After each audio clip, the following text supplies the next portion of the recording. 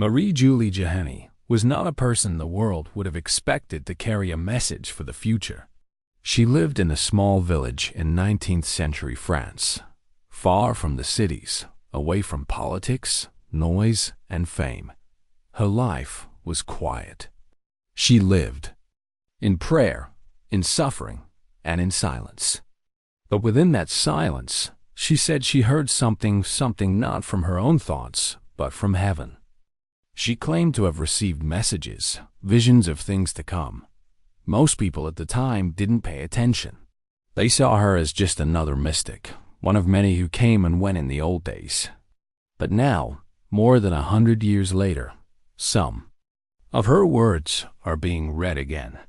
And for some people, they no longer sound like the past. They sound like now. Among the many things Marie-Julie shared, one stands out clearly. She said there would be a time in the future when the world would begin to change in a deep and powerful way. This change wouldn't come from war or one single event, but from something slower, something quieter. A loss of direction, a kind of spiritual silence. Not the silence you hear with your ears, but the silence in the human heart. A silence where truth fades, where faith weakens, and where meaning begins to disappear. What makes this message so striking is not just what she said, but when she said it. She gave a specific year. She spoke of the year 2025 as a turning point. Not a date of one dramatic event, but a time when the world would begin to slide into something new. She described a period marked by distraction, noise, confusion, and change. And when we look at the world today, it's hard not to wonder, was she seeing something? Back in the late 1800s, there was no internet. There was no television, no digital noise, no global media. Yet Marie-Julie described a future society overwhelmed by constant distractions. A place where people would choose entertainment over truth, comfort over meaning. She said people would grow tired of hearing what is true. They would become numb to the sacred. She called it a time of spiritual fatigue, a time when prayer and faith would feel less important in everyday life. And that's what draws attention now, because many people feel that we are living in that time. She wasn't alone in speaking of such things.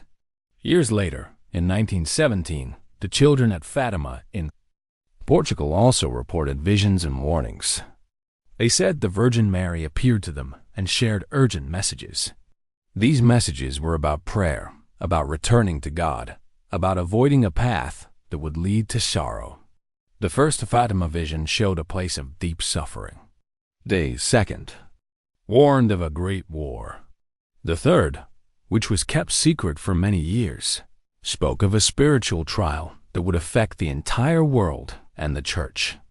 But what many people don't know is that Marie-Julie Jahenny was speaking about these same themes decades earlier.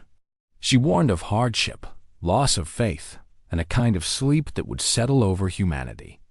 Marie-Julie wasn't trying to predict exact events like names or dates of wars. She was talking about the soul of the world, about what happens when people slowly drift away from what is holy and true. Her warnings weren't about punishment.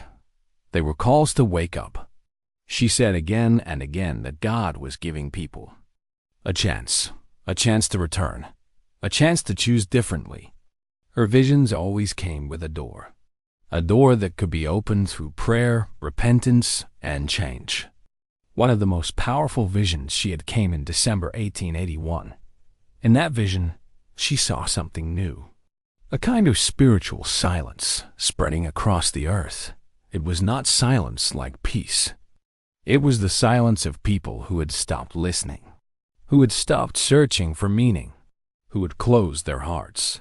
She said confusion would spread faster than truth, that people would forget their purpose, that leaders would forget their role, and that even whole nations would become focused only on themselves. This wasn't just about religion. It wasn't political. It was spiritual. It was about the way the human soul drifts when it stops looking for something higher. In her own time, People couldn't understand. The world still seemed strong in faith. But slowly, as the decades passed, her words began to feel more familiar. They started to sound like the world we see around us now. A world where truth is questioned, where values shift, where noise fills every space, and silence, the kind that leads to prayer, is almost impossible to find. What's especially interesting is that she pointed directly to 2025. She didn't say everything would end in that year, but she said it would be the beginning of a great shift, a time when distractions would become even greater, when people would be drawn into global events that looked joyful on the surface, but left something missing underneath. And now, as 2025 approaches, more people are thinking about what she said. In one vision, she described a massive public event. She didn't name it, but she said it would draw the attention of the whole world. It would appear bright and inspiring, a celebration, but it would also carry spiritual consequences. She said symbols of faith would be shown in new ways, ways that looked modern, but actually took away their deeper meaning. Rituals would change, not to bring people closer to God, but to entertain. This would not be a direct attack on the sacred. It would be something more subtle, a quiet changing of what is holy into something hollow. This is where some have started to draw connections. The 2024 Olympic Games will be held in Paris, the same country where Marie-Julie lived. It will be a global event watched by millions, filled with beauty, performance, and symbols. There's nothing wrong with celebration or sports. But some who know Marie-Julie's prophecies feel a deep unease, not because of the Olympics themselves, but because of what such events can represent in a time of spiritual distraction. The fear is not about the games. It's about what we replace in our hearts. According to her visions, moments like this are not without results. When what is sacred is forgotten or changed for entertainment, the world responds. Not as a punishment, but as a wake-up call. Marie-Julie said nature itself would begin to shift. Storms, earthquakes, sudden and strange weather events, not to destroy, but to get our attention. She said the changes would begin quietly, in places no one expects. And then they would spread. Not all at once, but in waves. Each wave bringing more change, more questions, more chances to reflect. She didn't say these things to create fear. In fact, she always reminded people that there was hope. That prayer mattered. That faith could turn things around. That even when people go far from truth, it is never too late to return. Her messages were not final judgments. They were warnings full of mercy. And that's the heart of her prophecies. Not fear, but love. A deep love that wants to save the world before it's too late. When we think about the future, it's easy to look for signs in the sky, in the news, or in global events.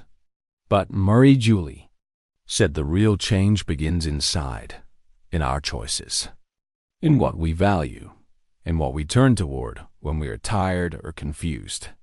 That's why her words matter now more than ever. Not because of one event in 2025, but because of the path the world is on. She spoke of a tipping point, a moment when enough small choices could lead to something big. Not a moment of fireworks, but a slow and powerful change. A change that would reshape not just governments, but souls. She said that the real crisis would be spiritual. A crisis of forgetting what is sacred, of losing the sense of wonder and silence that connects us to God. And this is where we find the deepest meaning in her prophecy. It's not about guessing dates or predicting disasters. It's about asking, where are we heading? What are we building our lives on? What do we trust? And what do we ignore? These are the questions she wanted people to ask. Because the future is not fixed. It is shaped by the decisions we make. And those decisions, one by one, create the world to come. As we move closer to the year 2025,